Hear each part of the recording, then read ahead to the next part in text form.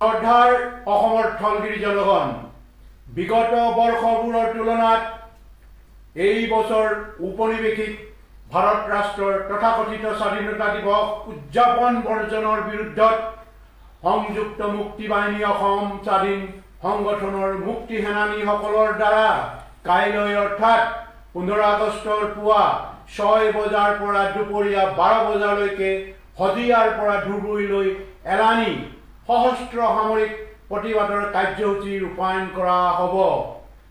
এইহে জাতি ধৰ্ম বৰ্ণ আৰু আবাল বৃদ্ধ বনিতা নিৰ্বিশেষে কাইলৈ তথা 15 আগষ্ট দিনটোত সকলো ধৰণৰ চৰকাৰী বেচৰকাৰী কাৰ্যসূচী ৰাজহুৱা স্থানত সমাগম পৰিহাৰ কৰাৰ উপৰিও পুৱা 6 বজাৰ পৰা দুপৰীয়া 12 বজালৈকে ঘৰৰ চৌহদৰ বাহিৰলৈ নোলাবলৈ শ্ৰদ্ধাপূৰ্ণ আন্তৰিক অনুৰোধ জনালো। উক্ত সামৰিক প্ৰতিবাদৰ সময়ছোৱাত যদি কোনো ব্যক্তি অনাকাংক্ষিত দুৰ্ঘটনাত পতিত হয় তেন্তে তাৰ বাবে সংযুক্ত মুক্তি বাহিনী অসম স্বাধীন সংগঠন দায়ী নহ'ব।